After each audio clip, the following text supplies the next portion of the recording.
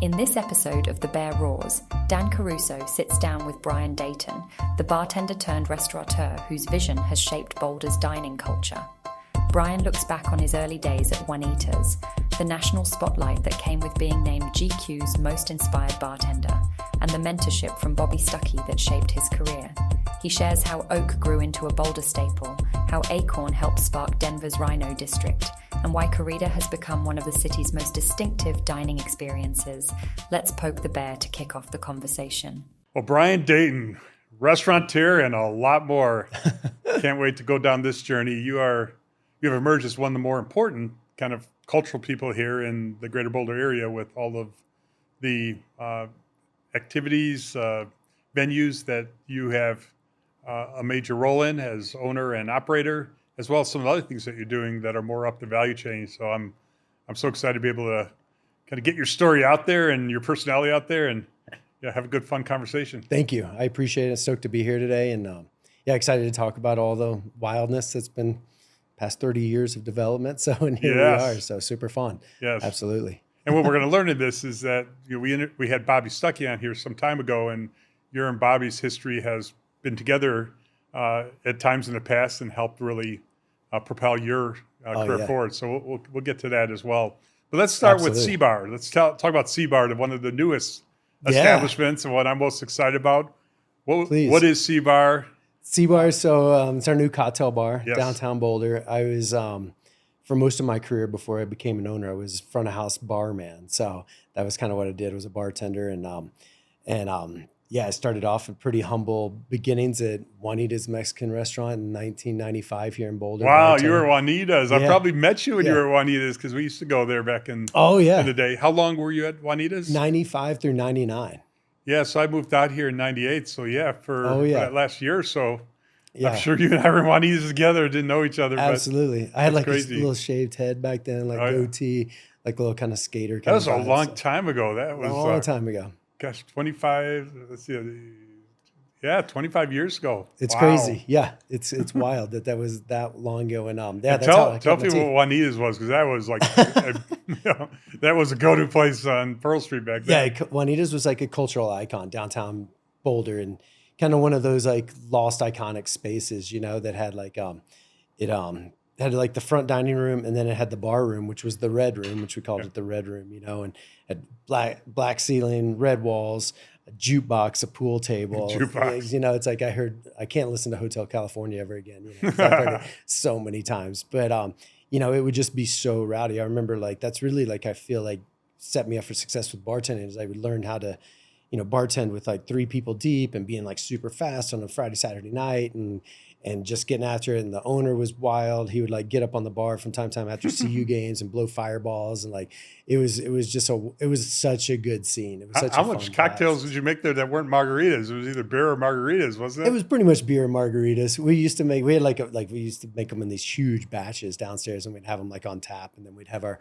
Juanita Ritas, which was our actual like craft margarita, which was kind of nice because it kind of set the tone for when I got into craft bartending later in my career, because that was kind of like what I refer to as just like quick, fast, easy bartending before we really kind of learned a lot about going back to the basics of bartending, which created the new craze to where we are today with C-Bar and everything else. And so I cut my teeth in, bartended, finished my... Before we get off Juanita's, in my book Bandwidth, one of the stories with a guy by the name of Sean Lewis took place in Juanita's. Oh, that's amazing. Yeah. I love that. I can't remember if I mentioned in the book that we were at Juanita's when it happened. I probably did, because I was trying to get the authentic of actually identifying where some of this stuff was happening. But it was a fun story, and it was right there in Juanita's. Love it. Club J, the Red Room. I love it. I made a lot of good friendships. It's wild to see like all my, the people I met back then, and then we've all kind of evolved over the past 25 years, and I've gotten older, evolved, and so it's but it's been fun. Evolved and definitely got older. So then I spent 5 years doing that. Kind of bounced around a little bit. Ended up meeting Bobby actually 22 years ago this week, which is wild. So Bobby and I have known each other a long time. I'll jump into that later, but ended up coming and working for Bobby to kind of finish my career as a barman, and ran the bar program at Frasca Food and Wine. And so I've always really kind of been drawn to the bar. It's always been my kind of like, kind of what I say, my first North Star. And then really like just always had fun. And then when I was working with Bobby, that's kind of when the craft cocktail movement really happened. So it was kind of the right place, right time, really kind of jumped on that. That's when like PDT started. What's PDT, Please Don't Tell, which is kind of like the original speakeasy in New York. And so kind of like you'd go in a little phone booth and then you'd through a little hot dog joint called Criff Dogs, and then they'd pick up the phone on the other side. You go through, and then you have this cool speakeasy experience. And so I got to go there and stage, which was like kind of like free working for a couple of days in my career. And then some just really cool stuff when I was working for Bobby. And then when I opened up first restaurant, I was still like, they had like a lot of cocktail competitions and everything. So I was kind of competing all over, got to compete all across the United States, even Morocco, which was really kind of cool for these cocktail competitions.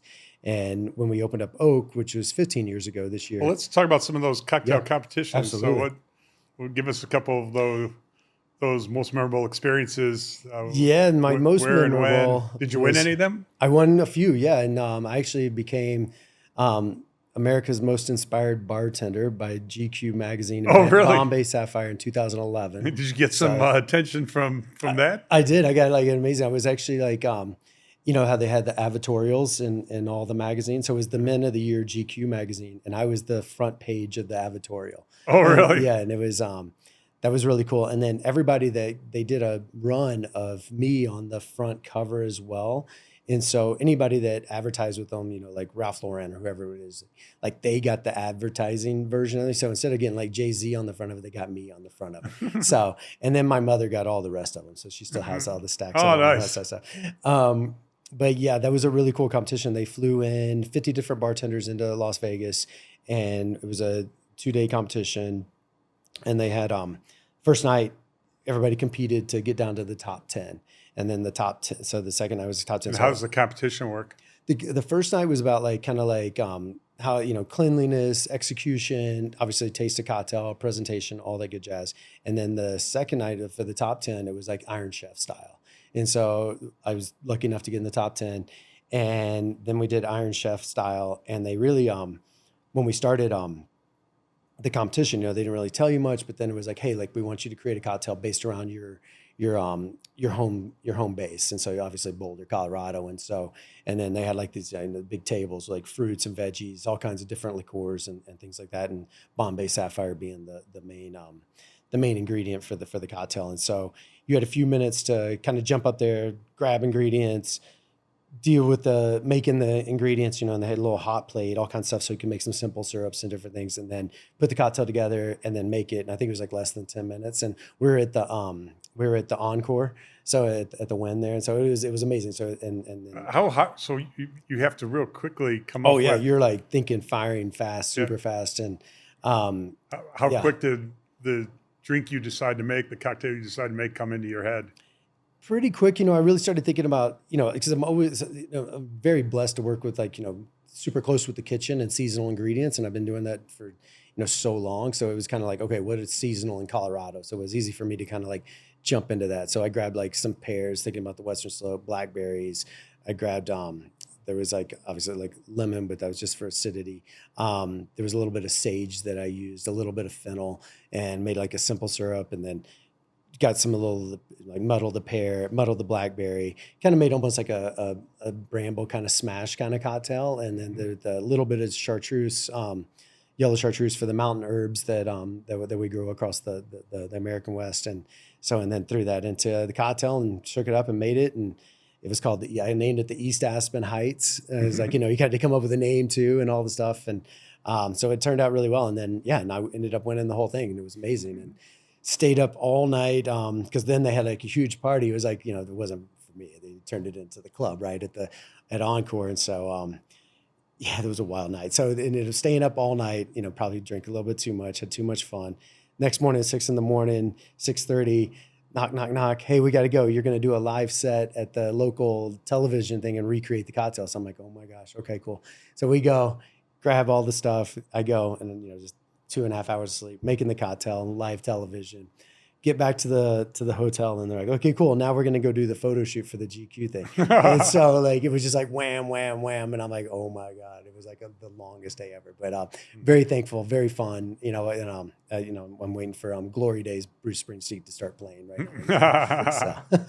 Glory Days. Exactly. So, but it was an awesome, but that really was like pretty pivotal for my bartending career that was kind of the big apex for my bartending. So I've always had affinity with cocktails and the beverage world. I've always had like a really well balanced to it as well. I've always like, even working with Bobby is like I really push like non-alcoholics and low alcoholic drinks. That's something that we started 15 years ago at Oak as well, was, just really having a well balanced for, especially in this town where it's like so many athletes, mothers to be, people that, don't drink and things like that, or want to like have a lighter experience. And so that was something that was really pivotal for me in my career. And then kind of seen that on all of our drink menus over the past few years. And then I've always had in the back of my mind that I've wanted to do a cocktail bar, because it's just been something that I've been, really good at, and something I really enjoy, something that makes me happy. And, I like to throw, basically I get to throw dinner parties and cocktail parties for everybody every night. And so it's super fun. So it's a little selfish of me, but at the same time, it's a fun industry.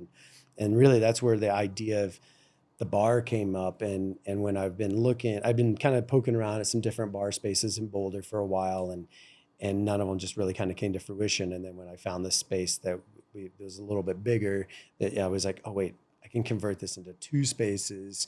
And so, we did on one side, we opened up a little small smash burger restaurant. On the other side, we opened up our cocktail bar called C Bar. And so I wanted to do a bar that, I always kind of create spaces that I want to hang out in, which is not always the best, because then I never end up hanging out in them because I'm too stressed out. So when I'm off work, I notice too many details. And so, but it's I think it's a great reflection of where I've been in the cocktail world. I call it a classically inspired cocktail bar. It's definitely got, like Chicago, New York, kind of, San Francisco, kind of big city vibes. And it came out really beautiful, and I'm really excited. Well, bring it to life for us a little bit. So what was you mentioned a little bit about the inspiration, but go a little deeper in the inspiration, and then tell us how it came out. Yeah. I've been there a lot of times, so I know the answer to that, but I want to hear from you. Thank you. How you would describe it. Yeah, I think, again, it's Boulder's, Boulder's, we're Colorado, we're Boulder. So sometimes those bigger city things kind of escape our downtown area. And I wanted to bring something that had this element of, that had this, bigger kind of, metro kind of vibe to it. And so, we've got we based it off a lot of like, mid-century modern kind of, James Bond / lots of dark walnuts, a lot of velvet, we used all jewel colors. So, we've got some beautiful, darker, kind of almost like, maroon purplish booths that have some light pinks hues to them. In the back, that are all like kind of little circles. In the bar area itself, we've got dark green emerald bar chairs, and then the bar itself is this beautiful white gold marble, and then the floor itself is like a dark charcoal marble inspired. And so, and then there's some like nice leather chairs. And so every little accent we really put into it was like something that I really felt like would be really elevated. And even when you go to the bathrooms, the bathroom experience has this beautiful green tile that really stands out. It's almost quasi 3D. And then, and then there's like this shared wash basin. So like, if, 2 people are using the restroom together, male and female, whatever it is, maybe there's a moment for people to kind of have fun, hit on each other, and there's a whole wall of mirrors when you're walking back. So there's a little vanity play when you're going back to the bathrooms as well. And so, so every little kind of detail we put in there has been something I've been thinking about and manifesting for a while. And it really came out very excited, came out very beautiful. Yeah, absolutely. It came out real beautiful. You feel like you're not in Boulder, but like you said, Manhattan or maybe Chicago. Yeah. And maybe even San Francisco, a better example than either of those two, because it's a little less, when you think about traditional Chicago or traditional New York, it feels more like very modernish, but cocktail in design. Exactly. And tell us about the food menu there. Absolutely. And so my chef partner, Samuel McCandless, he came up with the food, and we wanted to have a great like bar menu. And, so we've got like we call it like the West Side dog. So it's amazing. Like this triple brie cream sauce that comes on this like hot dog. And it's amazing. You could add caviar to it. We have our double burger, smash burger that you can only get there that you can add foie gras to. So we have some we have caviar and chips, Parmesan and truffle, French fries. And so, Those French fries are crazy good. so good. And so we wanted to do something that was like, hey, you can come in, it's not necessarily a restaurant, but you can get a full meal if you'd like. And then it's also at the same time, it's like just jumping into that decadence, right? And then the cocktail program at the same time, we wanted to parallel that. We're like, hey, we're doing a little bit of molecular stuff, doing some fun things that we've been working on for the past 15 years in the different restaurants. And then some just great, nice, classic inspired cocktails, something we're not reinventing the wheel on. So I think all of it really parallel. We didn't really have huge wine by the glass, we're kind of keeping that kind of simple, but did do a little champagne section, really to kind of go with the caviar and chips if you want to have that experience. And really, in the back of the mind too, really thinking how we could curate this, more of almost a feminine experience, because as we all know, our dates kind of, guide us to where we need to go most of the time. And so it really works out. And so I think it's got a really great vibe for that for sure. And so when you created that and you created the C Burger place next to it, tell us about the beef, the meat. Absolutely. Where does that come from? What are you doing with the supply chain? Yeah.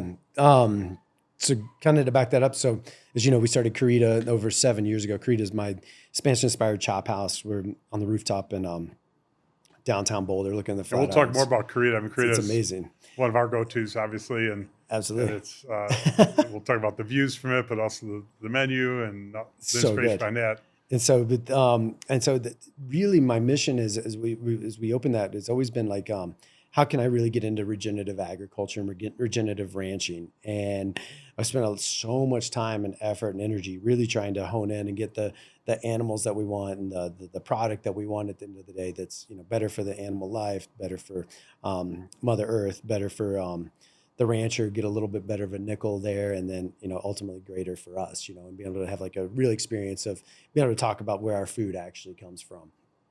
And so it's been a wild journey over the past few years, almost a decade of trying to figure this out, and all this work, effort, and energy, and kind of slowly figured it out, and then decided, okay, through this we've got all this ground beef that comes, along with each harvest that we have. And so I'm like, what are we doing with this ground beef? Because the ground beef was just kind of going into the regular supply chain.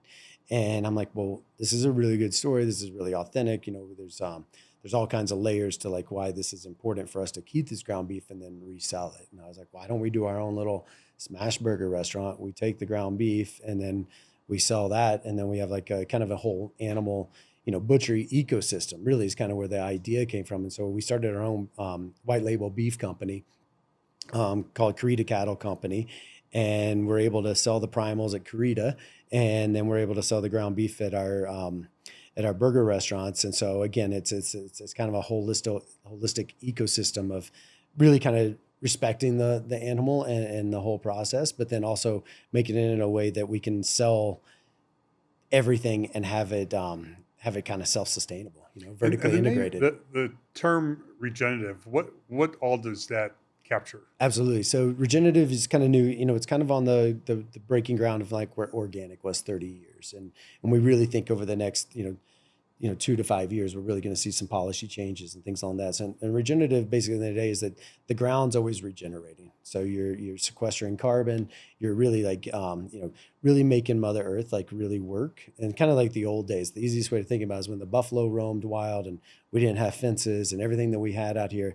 This was the American Serengeti, right? And really, how can we get back to that kind of same ecosystem through the way that we live today, which is, we don't have the wild buffalo, but we do have the same amount of cows and steers, bovine on the North American continent and the South American continent. And how can we really kind of make that a better ecosystem? And so doing that through aggressive grazing practices where you kind of move the animals around a little bit faster on smaller purchases or parcels where they're eating all the grass, kind of doing that in kind of a smaller, compact thing, kind of like a buffalo herd would. And then you move them to the next little parcel and they're kind of doing that and mimicking and really kind of regenerating that land at all times. So that's really kind of the biggest thing. And then, really kind of how much when we get, you can go down the road of carbon credits, all that kind of stuff in the future, but we'll see where all that evolves. But really at the end of the day, it's about having that true ecosystem of getting Mother Earth as much as we can do, as we know we're on a fast track to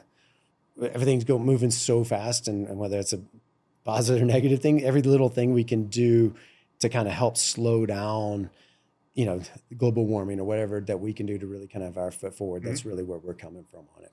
So your partner is a rancher. Yep. And then you own some of the cattle on the ranch. Is that the way that works? Yeah. So we have we have one main ranch partner, and then we have like 4 other ranchers that we work with as well, all on the Western Slope. So it's all 100% Colorado beef, Colorado grown beef. And then when we do our finishing practices with the animals, we use 100% all Colorado Olathe corn. So we're really, really excited about that. We have a personal relationship with everybody that we work with. Where our animals run around on 52 different allotments that and then they're doing the grazing practices when they're back at the ranch headquarters. We're based outside of Delta and Montrose, out on the Western Slope. And then basically what we do is we work with them, and then we purchase the animals, and then we at that point we own them, and then we distribute them from there. Gotcha. Great. And so let's back way up again, and we'll pick up the story when you're leaving the Juanita's world and when you start to develop a history with Bobby. So let's go back to that point, and we're going to work our way toward Corrida.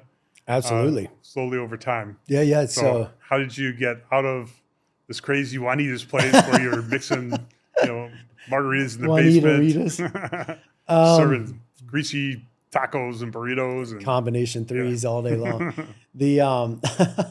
Absolutely. No, so I left Juanita's. I actually went and traveled. How'd you end up in Boulder? How'd you even end up at Juanita's? That's a great question. So I'm originally from Middle Tennessee, so just south of Nashville, about an hour and a half, right in the middle of the state. I used to say I grew up 15 miles from Jack Daniels, and now I tell people I grew up 15 miles from Bonnaroo, because everybody's been to Bonnaroo. And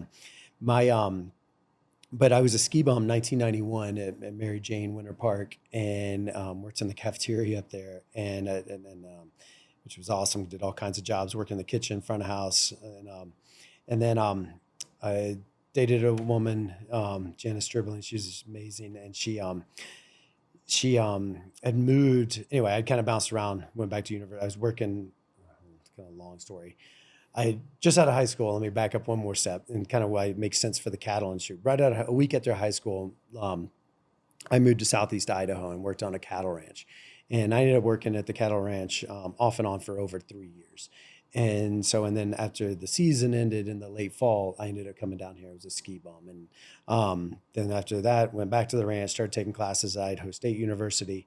And then I transferred back to UT. And then I would go back to the ranch and work and back and forth. And my junior year of college at University of Tennessee, I was working all the time, waiting tables, putting myself through college, was working in the cafeteria in college. And I was like, I want to own my own restaurant one day. I want to be a bartender, all this stuff. And I was like, I wasn't the best student. And so I pulled the parachute and dropped out my junior year. Long story short, 1995, moved back to Boulder. Jana, I was like, hey, I'm going to move to Boulder. She was going to school here. And she's like, hey, I've got some good friends that I can get you in contact with, get you some couch space.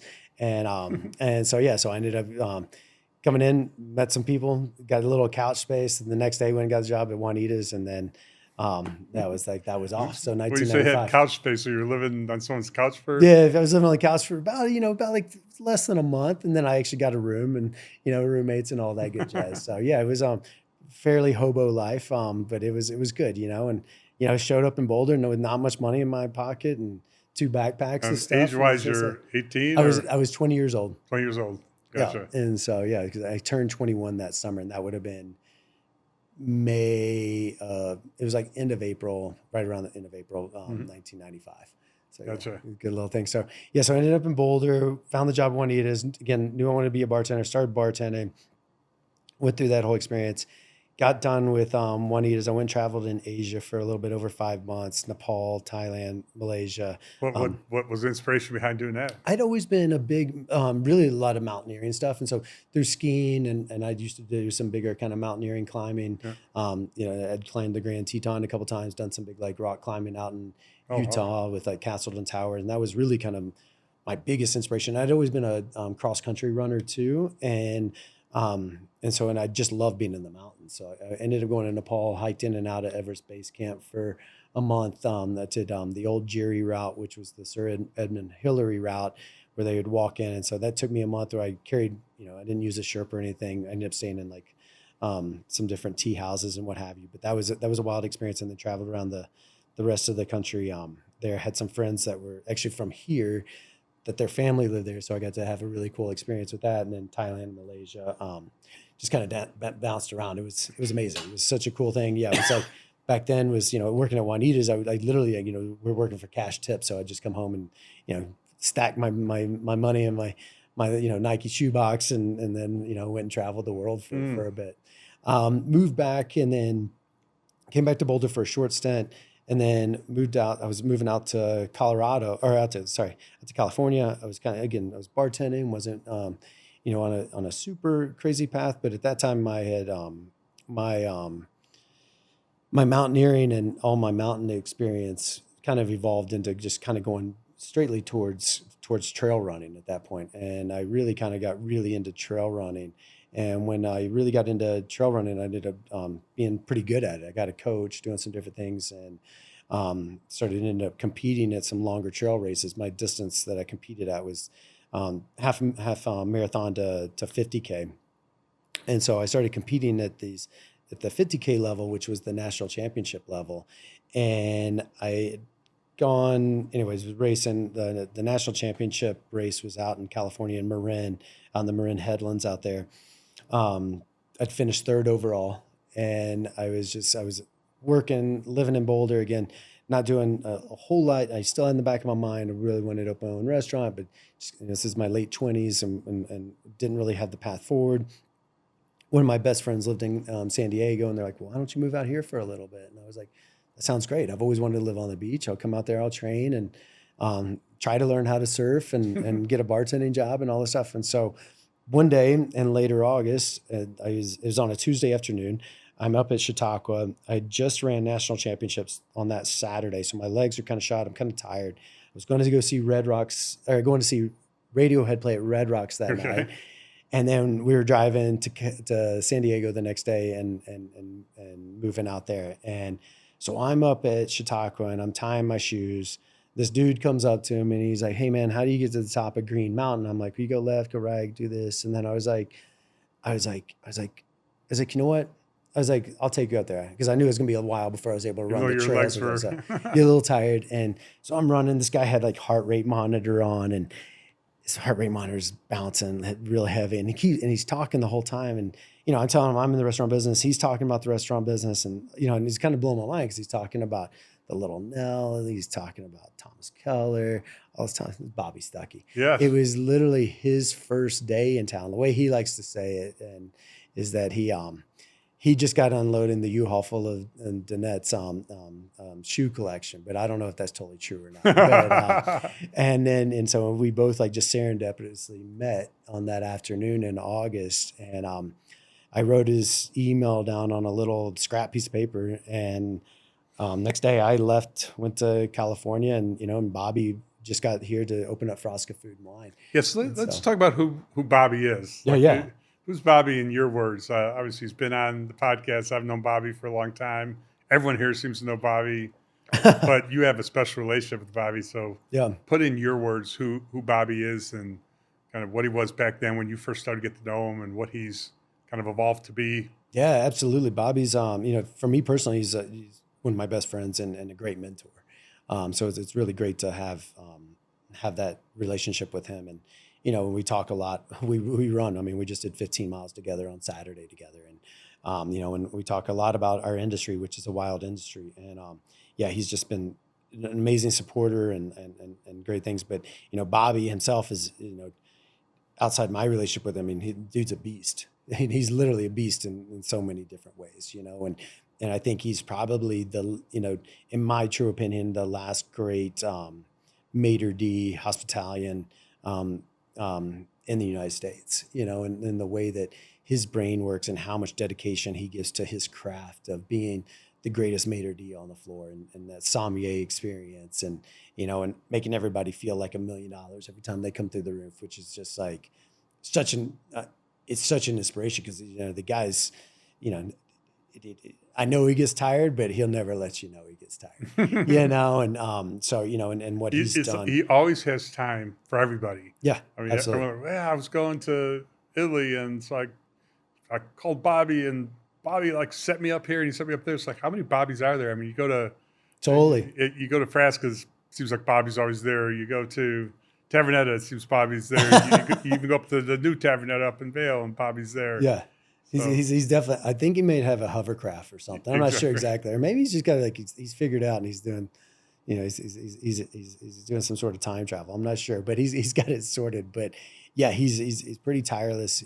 And he's gotten global recognition for, absolutely, including some very recent. You want to talk about? Yeah, absolutely. He just got outstanding restaurant James Beard nomination, which is phenomenal. Yeah, outstanding restaurant, not in Boulder, not in Colorado, United States. In the United States. Yeah, so I mean that's colossal for him, and I'm so happy for him and his teams. How hard he's worked to get that recognition, and he totally deserves it, which is amazing. And I love seeing that for him, and again for his teams, and honestly for Boulder, it's amazing for Boulder for everybody to be able to, to come here to travel, to be able to be at one of the best restaurants in the United States, and us to be able to have that in our downtown sector is amazing for our community, and something we, that's really awesome, and it brings so much recognition to not only Boulder but the state of Colorado. And so it's that kind of thing is, it's not, it's just this next level. You can't quantify it. So yeah, it's amazing, and to see him, for the past 22 years worked so hard at that, and working with him, because I was there for 5 years before I left to open up Oak, and it's just like it's a wild experience. But yeah, Bobby, like I said, Bobby's a beast. He's the man. He's always also been sommelier of the year as well. Yeah. Okay, so you and Bobby, by happenstance, running into each other. Total happenstance. Maybe you would have found each other anyways. Right, maybe. But maybe not. Maybe that happenstance is what changed your journey in a big way. I think it did. It was like one of those serendipitous moments in life that I think really did change my life for sure. And so I went to California and was out there for a little less than 2 years. Because if you would have not met him and gone to California, and maybe I came back, or maybe not have. Right? Yeah. Exactly. And even if you came back, you might not have been on his radar, in the same way you were, given that experience you had together. Absolutely. Yeah. So I think, it was definitely like a life-changing moment. And and I kept in contact with him via email, and I was out, I was like training, and I got my first sponsorship from Nike when I was living in San Diego. And I was literally, all I would do is I would run, I would work, and I would go surf every day. And that was like it. And it's funny, like one of my buddies called me up that I worked with one day, and he's like, "Hey man, what are you doing today?" I was like, "Well, I got to run, I got to surf, and I got to go to work." And he's like, he just starts laughing. He's like, "I love that those are your priorities." And that's all I did. And I was like running a ton. And the national championship thing that I was talking about, I ended up continuing that race. I ended up running that race 6 years in a row. 2 third place finishes, 2 second place finishes, and then eventually 2 first place finishes. And how big of a deal is it to get a first, second, or third place? It's USATF 50K trail running. It's definitely not. We were on it's kind of at the cusp of where trail running is today, which is amazing and next level. And I imagine today, if I was racing at the same level I was racing back then, I'd be top 10. It's a little bit of a different outlook. You got a lot of road runners and amazing athletes that are in that realm today, but it was definitely really pivotal for me, and something, the Bud Light girls were definitely not at the end of the finish line or anything like that. It's pretty humble. You get a beer and, belt buckle or whatever it is. And, or I think a clay, actual, coffee cup is what I got. But it was awesome, but I still got my medal, which is USATF and, on United States America track and field. And so I was very happy about that. And Nike sponsored you? I ran for 3 different companies. I ran for Nike ACG. I ran for Innovate, which is an outfit out of England, Scotland. And then I finished up my career running for Fast Boots. They did a little running thing for a couple of years. And so I always said, I didn't make enough money that I could just run all the time. Actually, Bobby and I would joke about it. I was a great hobbyist, and so, but it was something. But when you're working at night as a bartender, you're in a highly social environment.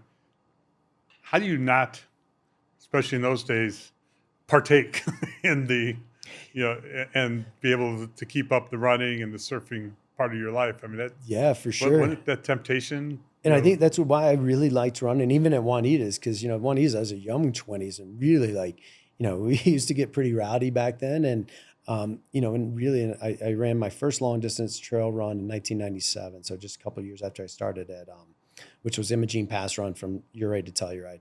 And then I ran Pikes Peak Marathon for the first time in 1998.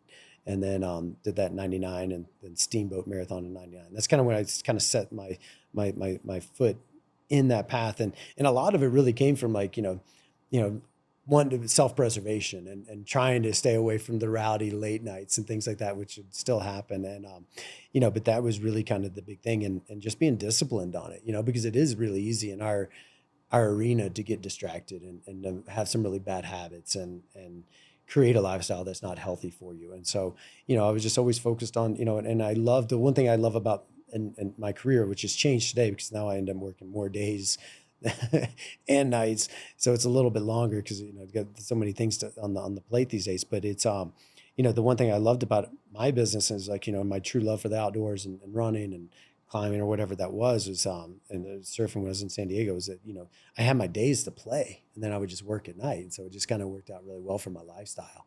And so I'm just really kind of enjoying that. But I was living in California and I was never I wasn't talented enough a runner to just win. I was like a workhorse runner. Right. And so it was I really had to work hard at it. And I couldn't win that national championship. I couldn't win it at sea level, even though I was racing at sea level. And I was I want to move back to Boulder. I want to train at altitude.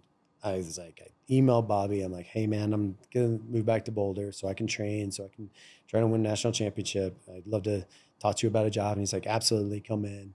Went and staged with him one night. And this was this would have been in May of 2005 or it was mid-May 2005. And he brought me on and then I started working next week or the next couple of weeks and that was off to the races. And then at that point, Bobby just had Frascas, right? Yep. That was all he had. He was I think they were 8 or 9 months old at that time. Okay. So they just started, they were still brand new. And so, and I got behind the bar and, it was a wild experience because, Bobby's really celebrating Friuli, which is Northeast Italy. And it's, a really special place in Italy and the world. And, I'm, kid from Tennessee. I was dangerous enough in the bar world to, make drinks where I'd worked in San Diego was it was kind of like a Americana kind of place, kind of parallel to Brasserie 1010. Right. And so, I was working there and it was kind of had this experience that was really this making great martinis, learning a lot about wines, different things. And then when I got to Bobby's arena, I was oh my gosh, this is wild. I've got to learn about all these Italian wines. I need to pronounce these words, as a kid from Tennessee, I can barely speak English, and so that was a pretty challenging situation. But, I jumped in there and learned it and worked really hard at it and could take you on the field trip to Friuli with the rest of the team. And it was awesome. It was an amazing experience. Yeah, because Bobby, cool. If you want to work for Bobby, you have to take your craft extremely serious. Extremely serious, yeah. And you're you work and, and that was really, really amazing experience for sure. Yeah. But the bar at Frasca's has never been kind of front and center. I mean, I guess it's front when you walk in, the bar's right there, but the bar has very few seats. It doesn't really have an area where people congregate. Yeah. So not a cocktail bar environment per se. It's more of a place to make the cocktails for people who are sitting. Absolutely. They start their drinks or finish their night, things along those lines, and really helped Bobby kind of curate that experience, which I was really excited about, and kind of lean into the Amaros and the spritz world. And I love, I always say Bobby created the Aperol spritz in America because I remember he was the first one to bring the Aperol to us, and we really started making Aperol spritzes. Oh, really? It was a really cool thing. Yeah, I remember being with him on a trip in Italy, and he's this is what the Aperol spritz thing is, eating chips and having the Aperol spritz and being in the piazza there in Verona. And it's oh, this is awesome. You can just hear bottles of Prosecco popping and what have you. And so, and he really pushed super hard on bringing that into the United States. And so, yeah, he was one of the first accounts that had it and really and now You know, you If get you, Aperol spritz anywhere. if you want an Aperol spritz, but you don't want it to be quite as tart, is tart the right way to put it? Or bitter, maybe. Or bitter. Yep. If you don't want it to be quite as bitter, what do people do to take a little bit of the bitterness out? I would add a little less Aperol, a little more Prosecco, and you know, you could even, you know, do something a little bit different too. Add a little splash of lemonade or something like that if you're like at home mixologist, you know, and then obviously a little bit of soda water as well. So anything kind of mess with the dilution of it and go from there. I love the bitterness of it, so I'm like, actually, I want more Aperol or Campari if it depends on which kind of spirits it is. But yeah, that was a wild experience. But yeah, I was working for Bobby and came home or came back to Boulder, which is kind of, you know, it's my third time moving back to Boulder, and third time, and I was like, this is home. This is, you know, Chief Niawat's curse, and here I am. And I knew working for Bobby, you know, when I started working with him, I knew like this was going to be my finishing school. Like I remember working with an employee that they asked me kind of the first like couple weeks I was there. They're like, hey, so what do you want to get out of this experience? And I was like, this is it. I was like, when I leave here, I'm opening my own spot. I was like, that's what I want to do. And I was like, this is where I knew like him and his energy and learning from, you know, the best of the best could help me up just to put that, you know, that final master's degree and feather in my cap to help me be successful in my future. And then, and then I've actually, every one of my chef partners I met at Frasca. Steve Redzkowski, who's my chef partner at Oak. We worked together. You know, he was the opening executive Sue, and then Chef Samuel McCandless. He was working on the line with us back then, and now he's my partner at Corrida. And so, you know, so all of us like all kind of had this ecosystem that came out of Frasca, which is really another huge thing for, like, you know, you think about how many great restaurant people and sommeliers and hospitality people that came out of has come out of Bobby's four walls. It speaks volumes about, like, you know, the arena that you're in. And so, which is really cool. Yeah. So, so many people have worked in and around Bobby, then went off and did their own thing, but and it seems like that's, you know, where I used to work, sometimes there was a stigma when you do that. Sometimes, you know, you wouldn't talk openly about it when you're ready to leave, and then you go do your own thing, and it wasn't necessarily, maybe it wasn't frowned upon, but it also wasn't embraced. Right. It was like, okay, if you're gonna go off on your own, you're going off on your own. It was the cultural dynamic. It was almost like you had to quit, which sometimes caused some tension. For sure. And then you want to go do something else, and you have to work around a non-compete, and you know, there's an ear hanging over those type of moves. Right. Was there any of that when you decided you were going to leave Frasca and start a restaurant just up the street? Yeah.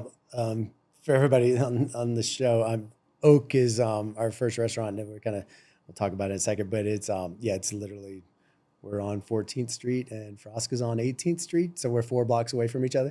No, you know, it was actually the total opposite. Bobby was like super helpful, and has still been super helpful. And he actually told me about the space. He's like, hey, I heard the family that owns the 14th Street Bar and Grill space is looking, that used to be where we are at Oak at 14th, used to be called 14th Street Bar and Grill. Yeah. And it was a really nice place when it was 14th Street Bar and Grill. It'd been iconic. They were there for 22 years. When I was at Juanita's, I was like, you know, that was the fancy date spot, you know? Yeah. And I was like, oh, okay, cool. So, you know, Bobby so he gave me that tip. He's like, hey, I know you're looking for a space.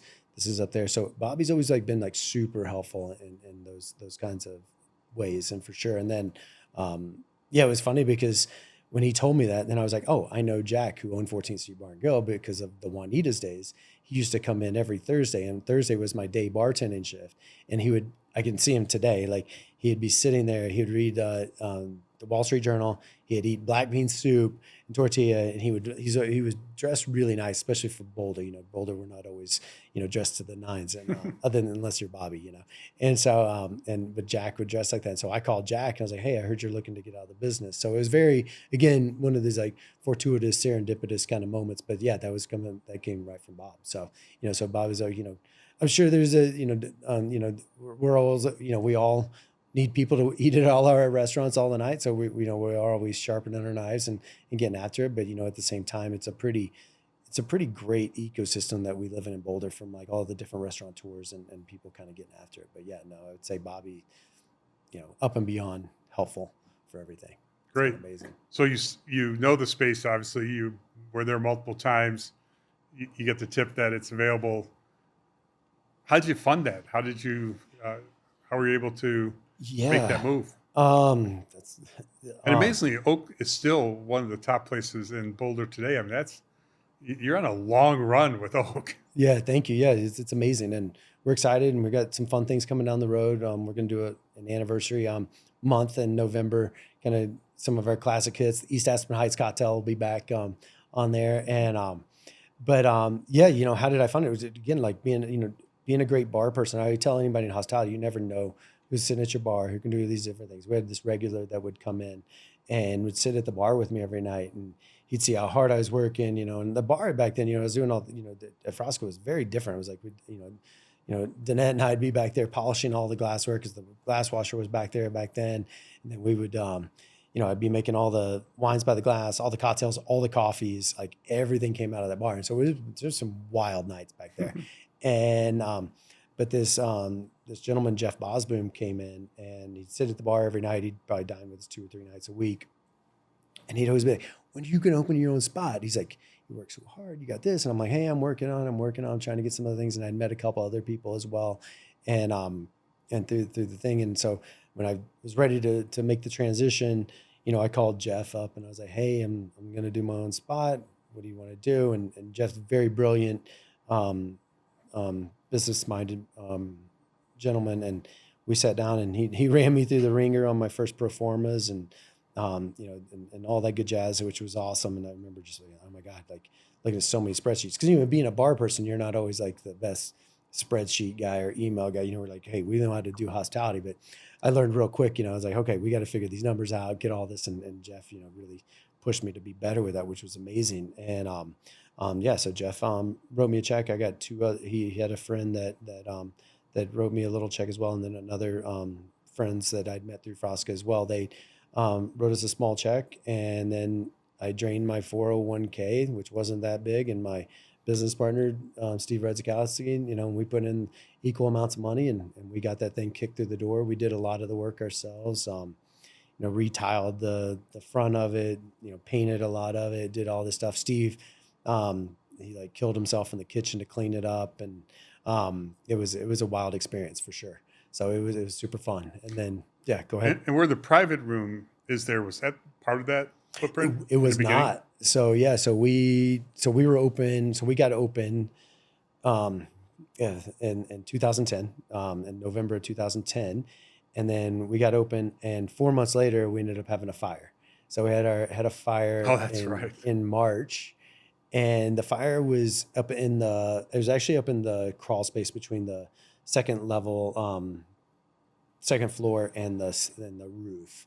And there was like an elbow in the flue at that point. And that had the fire taken off in there, created a big fire. And so we actually didn't have any fire damage actually in our restaurant. We had a ton of water damage. And so super traumatic. 4 months in, first restaurant, did you have proper insurance? We had proper insurance. Good. One thing, and Jeff had helped with that. He's like, hey, make sure you get business interruption insurance, all that. So we got business interruption insurance. We got through it. It was super traumatic, and I always say, hey, nobody got hurt. You're always going to learn some hard lessons in businesses, as you know. Mm-hmm. And we learned a lot in our first year, we learned like not only doing our own restaurant, and then it kind of gave us a second start too, because we were able to, redo it. And so we ended up taking over what our private dining room is now, and gave us a little bit bigger of a footprint, but then also we were to hone in on, our cocktail program, hone in on our food program, all that good jazz. So it gave us some time. I actually went and staged at 11 Madison Park while we were closed, and we were closed for 9 months and got reopened. And so it was a wild experience. And, mm-hmm. and so, yeah, we had a pretty wild ride for the first year there. Yep. That might've been when I forgot my first couple of gray hairs. And describe the ambiance and concept behind the restaurant. Yeah, Oak comes from, I always say we're not, being from Tennessee, it was like, hey, but we keep the name like super simple and easy to spell. And but really where it came from is we had wood fire cookery, wood fire grill. We're burning white oak in there. and then the reference to everything inside the history on cocktails and wine beverages and everything else, because everything was originally in oak barrels. And so let's call it oak. It pays a nod to the way we're cooking our food and then the way that our beverages are hitting the table. And so that's really where it came from. And so I always say we're, a North American wood-fired cookery, with a great beverage program. And, Steve and I, we talk constantly, and we were talking about this on Friday. And we think one of the things that really special about, Oak is like, a really great Boulder neighborhood restaurant, and it's a place that you can, we're on the Pearl Street Mall. It's got all this glass, and you can see the courthouse building right there. It's beautiful all years round.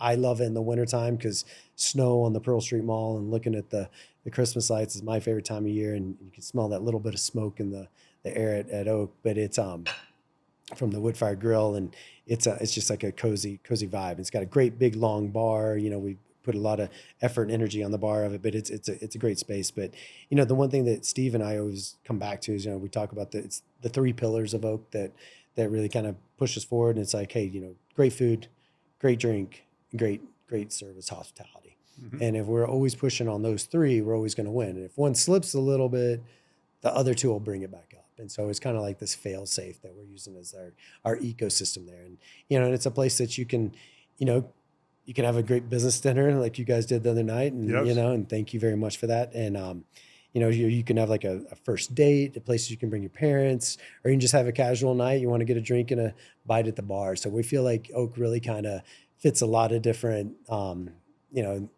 a lot of different events for a lot of different people, and you get a lot of celebrations, birthdays, anniversaries, things like that. But it's very well diverse. It's a place you can feel comfortable in and have a great night.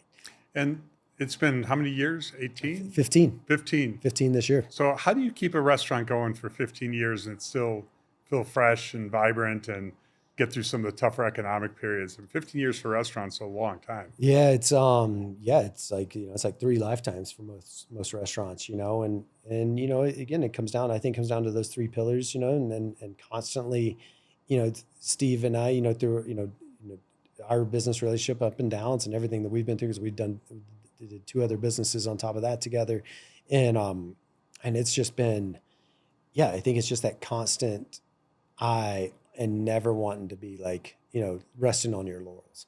And, Steve, the real thing is really, again, coming out of the ecosystem of Frasca is that you're around people that are really kind of like-minded, people that are super stoked on food, super stoked on ingredients, super stoked on seasonality, super stoked on, beverage programs, wines, cocktails, all kinds of new liquors, and hospitality, making people feel good. And so, really, I think that's been something that's been very special for us, is that, Steve is always, he's always coming up with something that's super nerdy and super fun and cool. And then I'm kind of doing the same on my side of it. And so we're very parallel. And if there's something we need to tackle, we're immediately like, okay, cool, on the phone, meeting, what's happening? Let's go and make this. And like you said, it's we've seen some ups and downs, but we've been, the biggest thing too is we've been consistent, and then it's like, hey, we're not perfect, we go through some down times too. And we're like, hey, if we're opening up a new business, or, okay, that that kind of comes, you can sometimes feel that. Right. And so, so that's been one thing that's been a challenge for me, is really kind of like, as I've been expanding, making sure to keep optics on all the businesses, whether that's Oak, or, we have our quick casual restaurant in Denver, Brighter, which is kind of an Oak did a mod market, and just not being always content. It's like, hey, we're never going to be happy. And because we know if we're never going to be happy, then we're going to make the guest happy. Right. And so just really pushing the envelope. And after Oak, the next restaurant you opened, presumably was Acorn? Is that right? It was Acorn, yeah. Yeah. And what was the Acorn journey all about? Because that was real hot for a while there. It got a lot of recognition on 5280. Yeah. But the location it was in, I don't know what's happened to that location. How's that played out? Yeah. We opened up Acorn in Denver. And, Denver's a little bit of a different beast, and love Denver and being in Denver. And, Oak and Acorn. So, again, super cerebral with the names. And the restaurants are very parallel. It was kind of, Acorn was definitely more of a shared plate concept, where Oak's more traditional. You have some shared plates and get your entree. And, because we were kind of on that first trend of when the shared plate restaurants really started to come in. Again, wood-fired cookery, all the good jazz. But, yeah, we were in what we call River North, which is RiNo. and kind of a pioneer in that neighborhood. And that was a neighborhood that was just developing when you guys went in there. if I Exactly. remember Yeah. right. We were just getting in there, and that would have been 2013 when we went in as Acorn. And it was awesome. When we were just on the other side too, like we're on the west side of the tracks. So Broadway, as you come, west out of downtown and goes under the tracks, it turns into Brighton Boulevard. And so just east of the tracks, you've got Larimer, where, Larimer really took off from the ballpark all the way up to where Hop Alley is today, right? And so Larimer's really the hot spot of it. So we're kind of on an island on Brighton Boulevard. And yeah, we had wild, we're in what they were called the Source Project. And it was really cool. It's kind of like the first kind of food hall that was in Denver. It's a beautiful old warehouse industrial building that ran up to the railroad tracks. We actually had railroad tracks in our kitchen, which was wild. And we had to figure that out. And the building sloped 7 inches from the back to the front so they could run the carts in and out. But anyway, it's a whole thing. So we figured it out, but we had graffiti on the walls, big open industrial, beautiful space, fun, super urban kind of environment. And we did really well. We ended up we got best restaurant in Denver, and Chef Steve got nominated with James Beard and some different things. And so yeah, we really had some fun, great times, and the restaurant was doing amazing. And basically what happened with Acorn is we ended up going through, and that was a pretty traumatic event. We ended up going through what they did is the Brighton Boulevard redevelopment down there to really kind of make Brighton Boulevard different. I mean, when we started Acorn, it was like a dirt lot, in that parking lot. It was ridiculous. Which was part of the attraction of going to You're the like, Source. where am I going? What is happening? This place is wild. And so, we, and we were out there and Brighton Boulevard got redeveloped. And so Brighton Boulevard ended up being a total mess for over 2 years. And, our revenue, it went from, we were doing almost 4.3 million in revenue a year to, we had to shut, it brought us down to 1.4. And in our business, we're not running an assembly line, right? And so it's not, you can just adjust the numbers really fast. And so that was super brutal, super tough. They built a hotel in front of us, and it was tough on all of us. And it was I was on the phone every day with at least once a week calling my local city councilman down there being move this project. This is crazy. How many cones are in front of us, missing turns. I'd have people calling me being I'm running late. I can't even figure out how to get into this place. How many gift cards we get away. It was super traumatic. And that's when I got a few more gray hairs. And so, but I could see the sunshine on the other side, right? And I was hey, I wanted to see it. I really love this space. I love that Acorn space. I've always loved older buildings. You could develop into cool space, oak space, built in the 1900s, and you can see that foundationally downstairs. And so it's a early 1900s, sorry. And with Acorn, I was this is a really, really cool space. I want to find it. And so I was the construction's almost done. The hotel's here. And so I was okay, cool. I'm going to reinvest. I reinvested a really shiny nickel, put it into there, and did this whole remodel, redid it. I put a little ice cream shop in there because I'd always the one thing that I felt was always hurting with the Source project. It never had sweets. So I was okay, cool. This is going to be great. We got everything done, finished. Our grand reopening for the space was January 20th of 2020. And so, and 2.5 months later, the floor falls out with COVID, and I was are you kidding me? Wow. And so, and then that was obviously the COVID challenge was absolutely insane. I always say, I would rather go through, if there was a fire event again and nobody got hurt, I would rather go through that experience again than go through the COVID experience because it was just so bonkers. And at that point we had, basically 4 different restaurants that all had vastly different personalities. And so when that happened, that was kind of just kind of the last kind of hit to Acorn, to where it was okay, nobody's eating hipster chicken and during COVID, out on Brighton Boulevard, it's taco shops, Chinese restaurants, Papa John's and Domino's had their best years ever, right? And because everybody's eating at home, and it really kind of changed the way that even food's done today. And so, so that was kind of the last thing. I was okay, cool. We're going to get after this. We're going to figure it out. But yeah, and then I pivoted that to what we called Bayota, because during the remodel of Acorn, I branded all the tables with little acorns.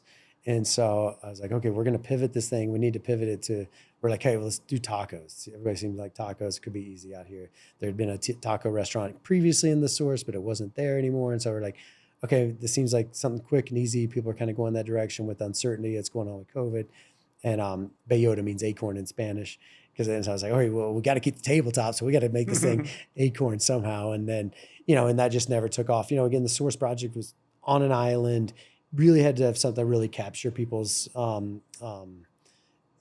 draw to come out there and just going into that part of COVID, we just didn't have it anymore. And, it was super painful and, it was a tough experience, but ended up eventually closing the doors on Bellota. And after being in there 10 years, and I was the last original restaurateur and owner of the whole space that was still there. So it was a journey, it was, you always have we got a great ROI out of the restaurant, while it lasted. And then the last little bit was it was definitely a bare knuckle fight to get to the end.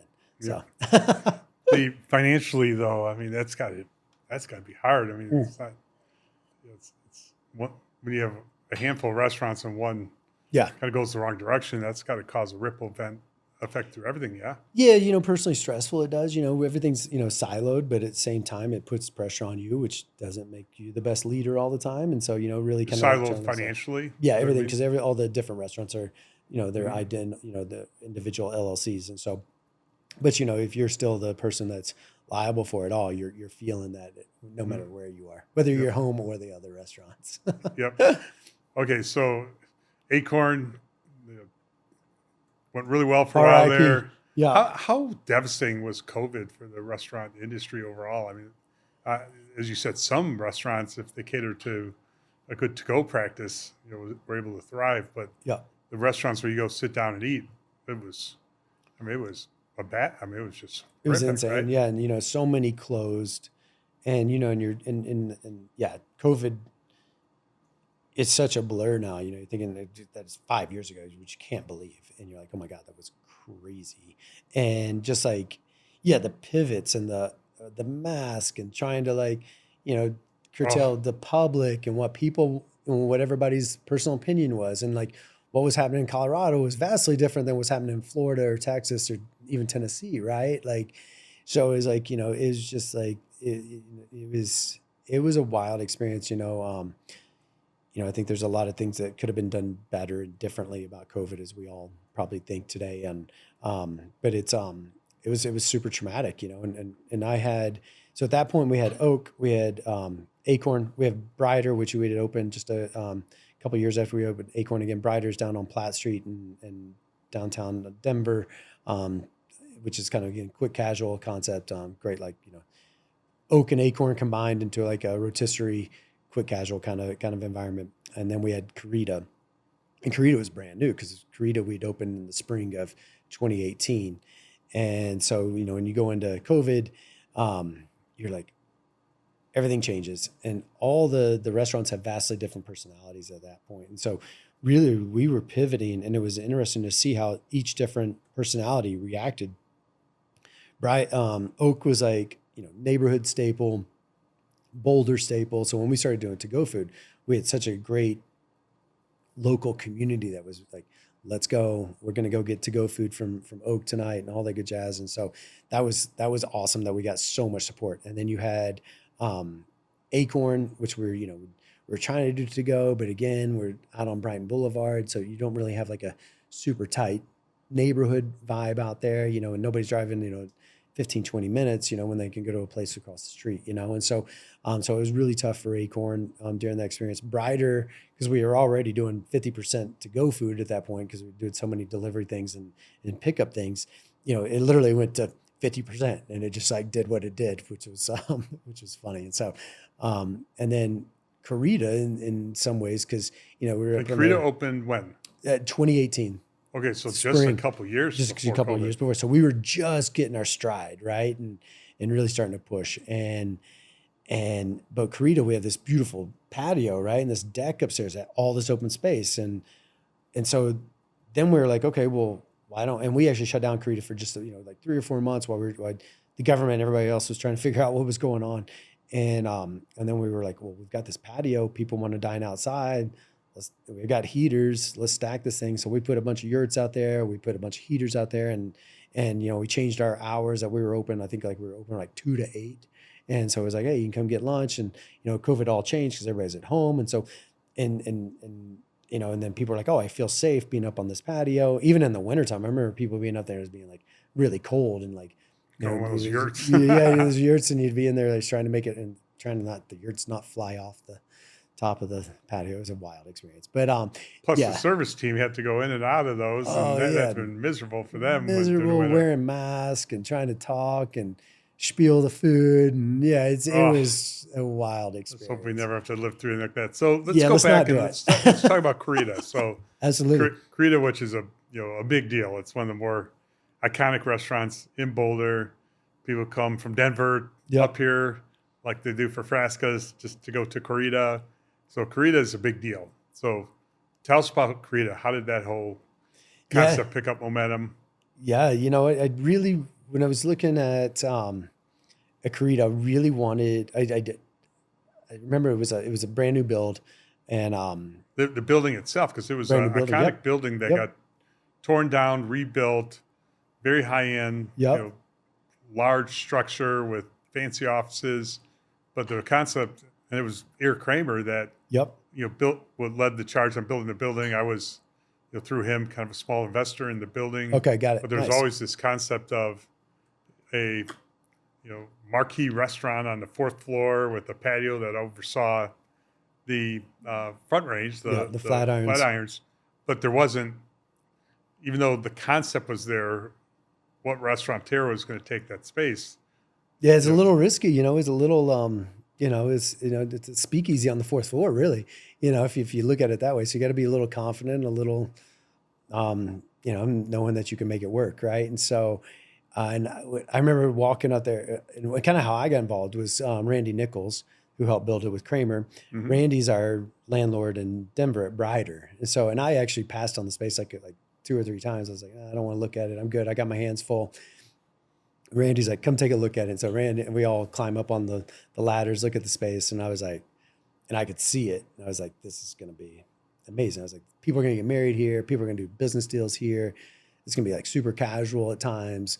This is going to be an amazing space. And Steve and I were out there together, and Steve and I talked about it, and we talked to our investment team about it. And Steve's like, I'm good. My hands are full. I can't handle another restaurant right now. And I was like, okay, I get it. He's like, you're welcome to do whatever you want to do. And that was, I was like, okay, great. And then the investment team, I was talking to those guys, and some of them were like, hey, we want to do, they're like, well, because we originally talked about maybe moving Oak up there because our lease was kind of coming up at the same time and different things. And then a couple of the investors were like, well, why don't you just do both? And I was like, yeah, why don't we just do both? Because I'm always thinking bigger, better. Steve's like, the one thing I would say about Steve's like, keeps things super tight. So in my mind's like, it's so just like, I see it to the moon. I'm like, we could do this, and so anyway, so I was like, yeah, let's do both. And so, so I jumped out and got after it and knew. And so we built that space brand new. It was a beautiful building. Like I said, all the glass and everything that's there. And really kind of my inspiration was like, I knew I wanted to do a steak restaurant. At that point, we didn't have a great steak restaurant downtown Boulder, and 316 wasn't here yet. We had the Chophouse, that was like it, but I was like really into beef, again, from my roots that I worked on the cattle ranch, was really kind of in this mission. I'd spent a lot of time in Spain over the past couple of decades, just more serendipitously than anything else, and then really thinking about our heritage in the American West that's owned to the Iberian Peninsula, right? Because prior to the Spaniards coming here, we didn't have the cattle or the horse industry. There were no horses or cattle on the North or South American continent prior to the Spaniards bringing there. There were actually, just want to correct myself on that, there were horses on the North American continent prior to the Ice Age, but post Ice Age, none of that. So you get a free history lesson every time you hear Corrida too. Well, okay, so whenever you think about the American Indians, you think about them on horseback. Yep. Those horses didn't exist? Didn't exist until the Spaniards brought them here. Really? Yeah. And then how did they get to the point where it was so part of the American Indian part culture? Of their culture. There wasn't that many years that went by. It wasn't. It was like, because that didn't really start happening like the 1700s really is when the horse is really became especially on the North American continent. And I don't know, I have some crazy theories on if you really look at world history and how long we've been here, but where great horsemen come from, really started in Asia, right? And then they think that we got settled in Asia, and so, and if you look at the world, how it transpired, maybe some of that DNA had some old Renaissance with it or something. I don't know. That's just me and my crazy thoughts, but but that's really where it really came from, and so and that's really where the cattle industry changed America. If you look at everything, everything came from the cattle. The stock market came from the cattle industry, right? How they started doing futures and shares and borrowing money like back in England to run the whole industry, and really how it shaped America, and how the buffalo went away and then the cattle industry took over, and started, basically down in Florida and Texas, and then moved up to Chicago and then the bigger packers, which actually came through Denver and Chicago. And so really I took all that information and my love for history too, as I really kind of dive into that. I'm like, we owe our great American Western culture to the Spaniards, right? We wouldn't have this culture of horse and cattle had they not, come in, for better, for worse, that's a whole different 3 podcasts. But, and being in Spain. And so I was like, hey, we have our bloodlines in the bovine and in the equestrian world. This makes sense, culturally, to have this, a great Spanish inspired chop house. The great thing about Spain is it's so diverse, is you can have great Michelin 3 stars or like little tapas restaurants. And I was like, this is what this space is going to be, because we're in Boulder. It's different. It's going to, there's people that are going to wear LeBron James jerseys and be in flip-flops and hang out in the lounge. And then, like I said, we're going to have these, weddings where people are going to celebrate the most important day of their life up here. And I was like, Spain really kind of encaptures a lot of that. The only place in the United States that ever had a bullfight was in the state of Colorado. It was down in our original capital, which was Colorado City, which was just east of Colorado Springs. And you can Google it. I don't suggest doing it, but pretty wild event. And then, the Spanish-American War was, fought almost on Colorado soil, or fought on Colorado soil as well. And so there are all these tiebacks to make it, truly authentic. Because obviously I'm not Spanish, but I wanted it to be like this really kind of Spanish kind of footprint and thought about it. And really kind of took all that together, but everything came back to the beef. And so I created this, kind of Spanish-inspired chop house, and we got opened in spring of 2018. And it's been a journey. It's been amazing. We've been really fortunate and grown, and we really pushed the envelope on everything I did, was really well thought out, and that we thought about, the Spanish culture. And if you meet people that are from Spain and they come into Corrida, they're like, this is amazing. This is like a true Spanish restaurant. Because you go to some of the Spanish restaurants, like we were just in Madrid, and we were like this Tabernera Laredo. And then you walk in, there's a beef case, and then there's a great wine program. There's like, get a great gin and tonic, and you can get some ham on. And it's like this whole like thing. And like, another good friend of mine that's, grew up in Spain, he's like, this is the most Spanish thing you could have done, and really, there's a restaurant in Northwest Spain called El Capricho, which has been around for 4 generations. And they do what they call vaca vieja, and that means old cow, translates to old cow. And what they do is they harvest these old oxen, and they let them get up to these older ages, so 6, 8, 12, 14 years old before they harvest them. And it kind of goes back to what regenerative ag and everything we've kind of been talking about. But if you let Mother Nature do what Mother Nature does, she'll always give you what she wants to give you, right? And so if you let these animals get that, you get this beautiful product that's like prime and beautiful, and it's all grass fed, grass finished, and they're just big couch potatoes out there eating. And these animals that they have at El Capricho, I mean, they're literally like the size of a Fort Runner, the most humongous ox you've ever seen. Beautiful. And that's kind of been their big North Star too, is like, really kind of thinking about them and really how they, they're into farming and ranching and it's more like farming over there, but it's not like how we have the big open ranches here. And very different, but we've always kind of had that, and like really kind of like, how can we get that same kind of experience, from those guys in Northeast Spain, a little village, and get that back into Corrida. And so it's been, and we've been pushing on. That's where the Corrida Cattle Company came from, and everything that were there. But we kind of checked all the boxes. If you look at the space, if you look at the tile on the floor, the inspiration from the tile came from the streets in Barcelona. I was like, I got to take my son's my boys are 17 and 15. I just got to take them on their first trip to Spain last month, which was awesome. And they've been hearing about Spain for so long, and I got to walk them through every little experience of how Corrida came and all my ideas from it. And they're like, oh, this is awesome, and the tile comes from when you're walking the streets of Barcelona. And I was like, hey, when we're in Barcelona, let's check this out, and then like the lights come from like the Picasso like light paintings, and all the leathers, the ode to the bull and the taureau, and then you look at the art that's inside the bathrooms. There's Pamplona in there, which is chaos and the running of the bulls and everything else. Yes. And then in the other bathroom actually is Jimi Hendrix, and always been a rock and roll fan, and kind of a disruptive fan, which Jimi Hendrix did really well, But he's wearing a Matador outfit. This is Monterey '67, and he's sacrificing a Stratocaster, lighting it on fire. And so there's so much iconic symbolism in that photo, right? And everything that he brought that was really kind of like to rock and roll. And actually Jimmy, made his career mainly in Europe, because they wouldn't let him play in Seattle. And when they did let him play in Seattle, it was at Spanish Castle, which was just south of the city, because they wouldn't actually let him play in the city because he was too wild. And so there's all these little tie-ins to that piece of art as well. But every little piece was like thought about it. If you look at the ice we have in our gin and tonic program, it's called Top Hat Ice. It's the same ice you get in Spain and all the things. We had a really famous mixologist, Jim Meehan, who actually started PDT that I was talking about. He was in when we first opened the restaurant. He's like, you have the same ice that they're doing the same ice in Spain. I was like, I know. I was like, I wanted everything to feel authentic when you come in here. If you've had the gin and tonic in Spain, you've had the same tableside experience. Maybe not as theatrical as we do it, because we do we do a whole cart program, bring the gin and tonics over to you. But, you'll be at a little cafe and they'll walk over and pour the gin in, pour the tonic in, and it's the same thing with the same ice. So, Gotcha. So the gin and tonic cart is unique. Absolutely. I haven't seen that really anywhere else I've gone. And the variety of gins is, I think, I'm not sure if we ever had Monkey 47, but now that's all we have here is Monkey 47.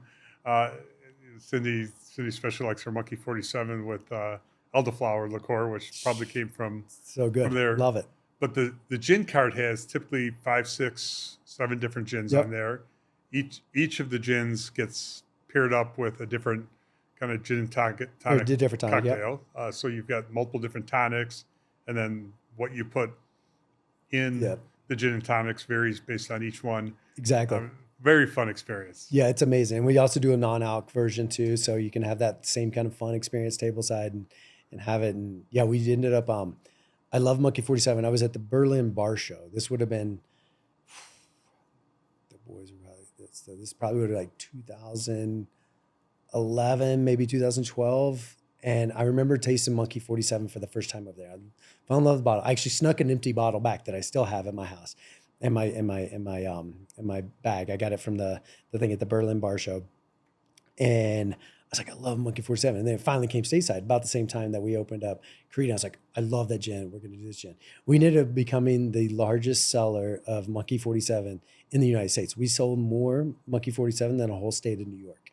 Mm-hmm. And just on our gin and tonic program. And we still sell an amazing amount today. And they actually ended up taking us over to the Black Forest to visit their distillery and everything, which was awesome, super special to go check that out because we've gone through so much of their product. So nice. Yeah, it's awesome, super fun.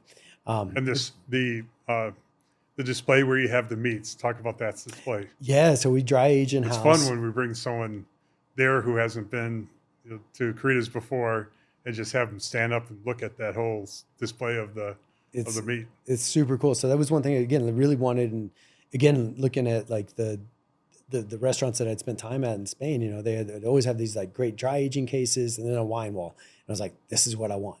And that was like the first thing when I went to the architect that built the space. I was like, I don't really care about anything else. I was like, we got to have that dry age, room. That's like the biggest thing. And then, and really kind of like that was like the catalyst and that was the centerpiece of the whole restaurant. And really like, so we dry age our own beef, and we pull from different ranches too, even though we have our own. Did you always dry age your own? Yep. Since day one. Since day one. And so when we pull from different ranches, we do, we still, obviously we sell a lot of our own beef through the white label that we have now, but then we still we like to work with other ranchers, different, grass-fed, grass-finished operations, other local outfits that I have in there. We're actually making our own cecina right now, which cecina is basically a form kind of similar to prosciutto that we're making inside the house. So we're aging that in our case as well. But yeah, it's pretty awe-inspiring, that when you see it and you're like, hey, these are the different ages that we have, and some of them, we let go, 4, 5, 6 months, to really kind of get that age. And then some of them we're not putting that much funk on them. So we're pulling them a little bit faster. But yeah, we have these beautiful racks that are inside the meat case at all times. And it's definitely really like inspirational and awe-inspiring, especially for meat eaters. So it's a good thing. Gotcha. And the bar environment there is also an awesome bar environment. It's very easy to go there. There's a lot of seating. You get to be part of this bar experience, the patio out there. I mean, it's just so many different things you could do Yep. In and around the Corrida concept, and the views and the flat irons. Yeah. Are a lot of people say the best views in Boulder. There's definitely some best views in Boulder. They're absolutely stunning. That makes our life a little bit easier for sure. Like you said, we've got our main dining room. We have some like beautiful doors that open up to the patio, so you get this kind of indoor outdoor experience. We have a fire pit out there that and then we have like kind of like on the patio is as large as the restaurant is. Yes. Really our footprint really doubles in the summertime. From spring to late fall. And how do you deal with weather with the outdoor patio? Do you take reservations for the patio, or do you? We don't ever take reservations for the patio. So we learned early on not to do that. Everybody was like, hey, we want a patio. And so we always put that in the notes, and we're like, hey, if it's a good day, we're going to move you out. And if it turns out like it's a good day, we're always, we have everybody on the team has like 3 different weather apps on their phones that we're constantly checking.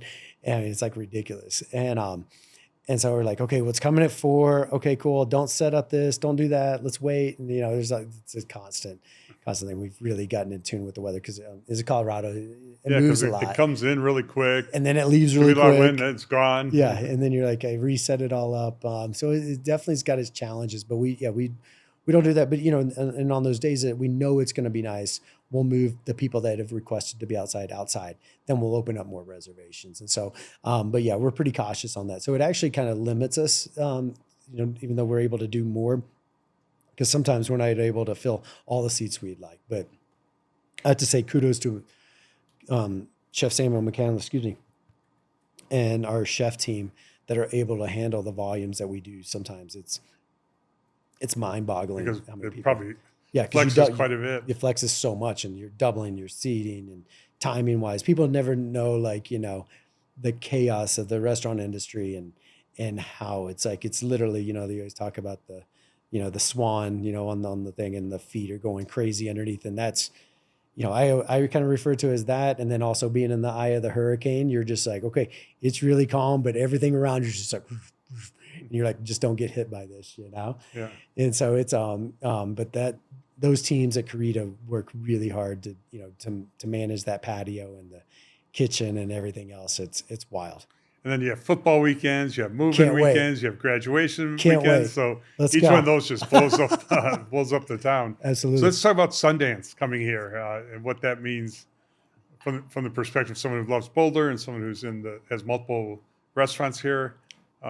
When you think about Sundance coming here, what does that mean for you? I'm excited. Robert Redford is bringing him back to, where he went to school. Yes, I'm excited he was about a that. bartender, actually. Yeah, he's at the sink. Right? Yeah, at the sink. If you go to the sink, there's actually, I have all the comic drawings on there. There's a picture of Redford on the wall in there. I think I can't remember which movie it was. Yeah, no, I'm excited about that. I think it's a great place for it. I think it's going to do wonders for our town, annually. And then obviously during January, which is our hardest month of the year. I'm really excited that, between that kind of energy and then, also the energy that Coach Prime's brought to us, I think is, putting Boulder on a different map now, which, it's like, hey, it's like, how can we get that energy back to downtown Boulder? And I think having, what's going on with the, Sundance and then the university is like amazing, but it's just to be able to have and I don't even think we understand what's coming. I went to an introductory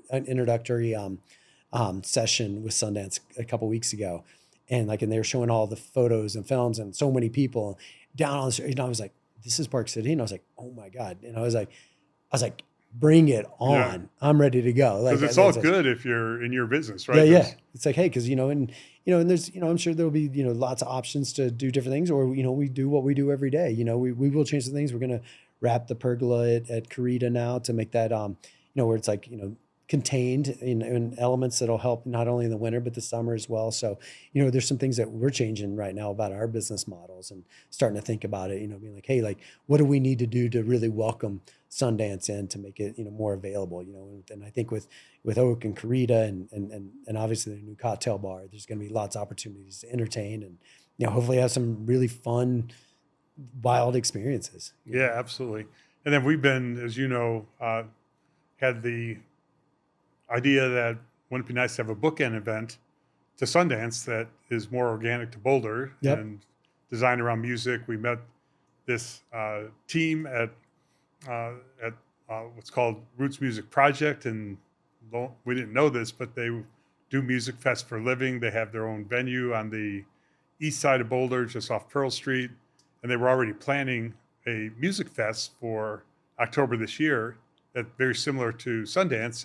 It's around the venues of Pearl Street. So lots of venues, lots of things happening at once, as opposed to some big field somewhere where people just go and enjoy music in a field setting. So we got behind them and we're helping to create an experience that hopefully will grow to be something that maybe isn't as big and as bad as Sundance, but it's something of significant size and scope. So I'm excited about it. I'm excited to work with you all on it. And, and we're looking at the C-Bar space, and however we can participate, please let us know. And but I'm excited, anything like that we can bring to Boulder. And thank you for being a big proponent of that. I think it'll be bringing that energy to downtown and just having such a cool thing. Because I've always, you look at what Austin's done, right? And Austin's such a, obviously you have a population density difference between us and Austin, but Austin's their programming from, Austin City Limits to South by Southwest to, Formula One, all those kinds of things down there that they have annually that you're kind of pushing. And if we can do more of that to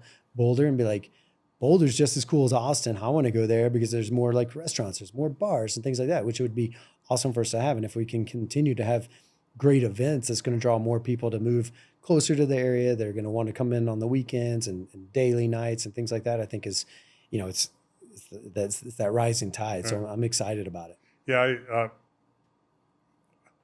I'll say a mutual friend of ours, I assume he's a friend of yours, although I guess I don't know that for certain, but he texted me last week with something he's likely to bring into town that has a sports connection to it. I don't want to say too much because I don't know, but that would be yet another kind of just gigantic event that would blow up Boulder for a long weekend.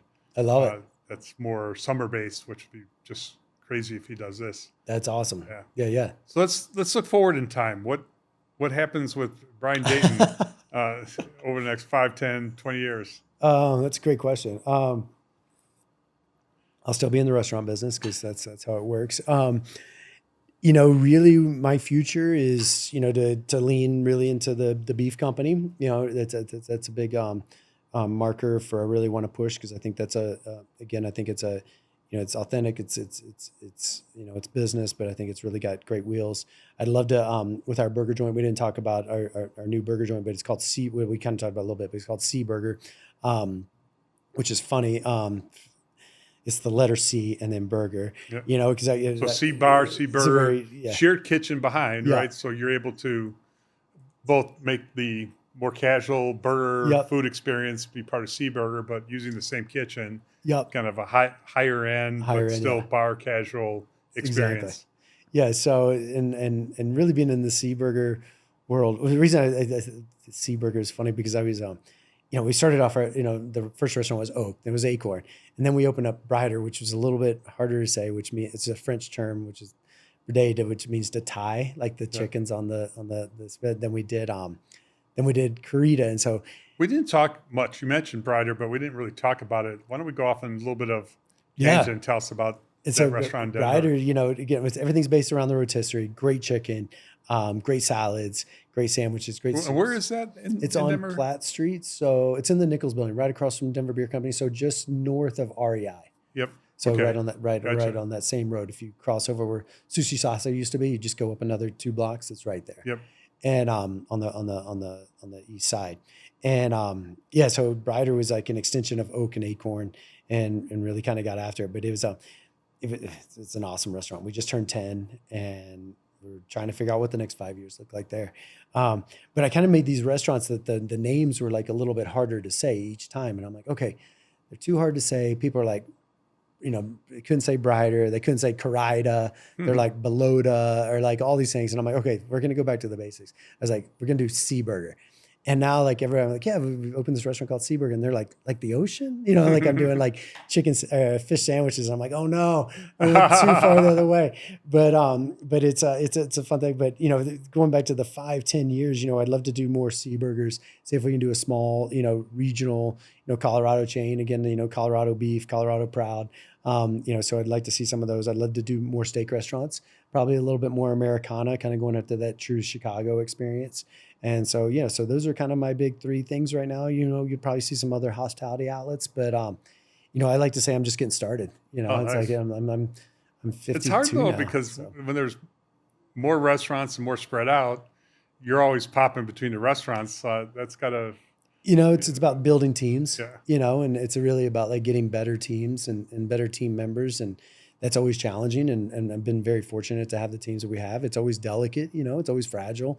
But yeah, you want to grow and get after it. And I think, we've got some good ecosystems, and we've got a good foundation with our management teams. But you're right. It does make me personally overextended at times. But the way my brain works and the way that I like to be multifaceted at all times. And so it kind of helps me. I think my ADHD is like boom, boom, boom. And I'm able to, move and think and make, decisions, at a quick pace and on restaurant stuff at least.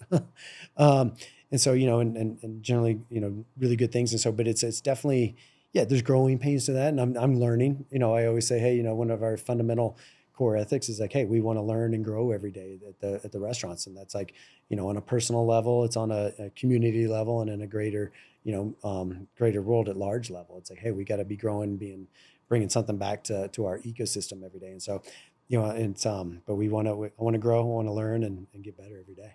And does Boulder have the opportunity to have another Bryan Dayton higher end restaurant? I don't know that I'll do anything else in Boulder for maybe ever, but we'll see. Do you think on the east side of Pearl Street Mall and kind of the area that Frasca's in, do you think we'll see some more nice restaurants on that side? I think eventually you'll see some stuff over there. I think you will. Boulder's in my mind, in a very transitional time right now, especially post-COVID and in the boom that's gone on here. And, there's definitely that age group of post-college to 33. You don't see as much. They're mid-30s, sorry. Really in Boulder as much. You're starting to see some of the, people from other, states and things move here. They're in the later 30s, early 40s move. So it's an interesting time for Boulder. And I'd love to see population density get a lot bigger in Boulder, which I don't think it will happen just because of the second home situation, and then also just how expensive it is here. Even if you get a bunch of people in apartments, is it really going to make a dent on it? And so, but me personally, obviously in my business, I want more people. Yep. But then that also creates more opportunity for, other businesses. Right? And this second home situation, more and more people are using Boulder as a second home. Is that what you? Yeah, second home there, or even like people that I've grown up with, since my time in Boulder, have second homes now in the mountains and different things. And so, so even though they're here for a lot of the year, they'll go up to their, house in Winter Park or Vail or wherever it is, and spend time up there. And so, and that takes, economy out as well. So, and then if you don't have people that are here that have a second home, so there's some, that's a bigger podcast too. But how we're going to change Boulder and get it. But I'm hopeful, that Boulder will keep pushing, and it's a beautiful town. I love it here. For obviously, I've been here a long time, and it's home, and it's where my children have grown up, and I'm very excited about it. But it's I want to be for my next business. I probably want a little bit more population density. Yeah, we'll see. So, probably makes it easier. Yeah. Well, this has been a lot of fun. You're emerging as a culture icon here on the same level as Bobby. So being able to feature you in the podcast is going to be a gift to certainly people in Boulder and Colorado in general. And Thank you. hopefully brings some good business to each of your restaurants, particularly the newer ones. So It's awesome. thank you for doing this. Yeah, thank you. Thanks for being a pillar of the community and everything you've done, which is super inspirational. And it's awesome to see your journey. And yeah, you're like, man, it's awesome. So thank you. Great. Super All right. cool. Good deal. Thanks, Dan. Appreciate you. All right, man. Thank you. Thank you for listening to this episode of The Bear Roars. If you enjoyed the episode, please like and subscribe on your listening platform. This podcast was produced by Loud Bear Productions and edited by Kendall Weinberg with support from Gibson Siegert.